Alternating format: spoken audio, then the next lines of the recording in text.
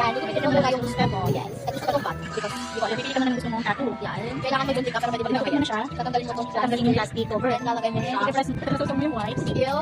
Tapos gagawin and wash. Yan. Then, after that, 15 seconds or 20 seconds, makikita mo na yung result. See the result. Wow. Yeah. Yan. Ito yung pinakamadawang. Ano pa tayo finish product? Ang dog.